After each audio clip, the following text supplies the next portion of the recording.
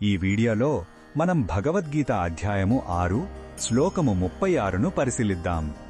అర్జునుడు తన మనసును గాలిలా నియంత్రించడం కష్టమని చెప్పినప్పుడు శ్రీకృష్ణుడు ఈ శ్లోకంలో ఒక ముఖ్యమైన సత్యాన్ని స్పష్టం చేస్తున్నాడు. మనసును అదుపు చేయని వారికి యోగం అసాధ్యమని, కాని ప్రయత్నించి మనసును జయించిన వారికి అది సాధ్యమేనని భరోసా ఇస్తున్నాడు. మొదటగా ఈ పవిత్ర శ్లోకాన్ని భక్తితో విందాం. అసంయతాత్మనా యోగో దుష్ప్రాప ఇతి మే మతిః వస్యాత్మనాతు యతత శక్యోవాప్తుముపాయతః.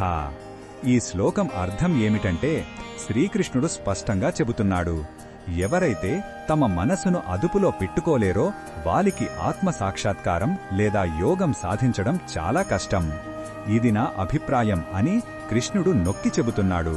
అయితే ఎవరైతే తమ మనసును నియంత్రించుకుని సరైన పద్ధతులను అనుసరిస్తూ నిరంతరం ప్రయత్నిస్తారో వారికి యోగసిద్ధి తప్పకుండా సాధ్యమవుతుంది. ఇక్కడ ప్రయత్నం మరియు సరైన మార్గం రెండూ ముఖ్యమని భగవానుడు వివరిస్తున్నాడు. ఈ శ్లోకంలో ఉన్న భావం మనకు ఏమి చెప్తుందంటే, ఈ శ్లోకం నిరాశకు గురిచేయదు, బదులుగా మనకు ఒక ఆచరణాత్మకమైన ఆశను ఇస్తుంది. మనసును జయించడం అసాధ్యం కాదు, కేవలం కష్టమైనది మాత్రమే. మనం ఓటమిని అంగీకరించి వదిలేయకుండా సరైన సాధనతో పట్టుదలతో ప్రయత్నిస్తే విజయం మనదేనని ఈ శ్లోకం భరోసా ఇస్తుంది.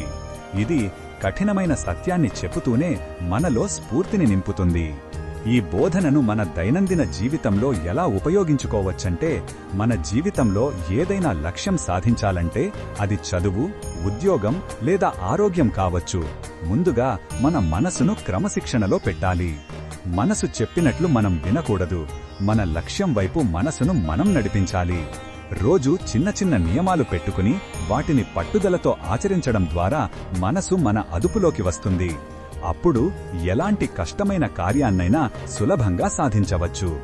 మరిన్ని భగవద్గీత శ్లోకాల అర్థాన్ని తెలుసుకోవాలంటే మా తదుపరి వీడియోలను తప్పకుండా చూడండి.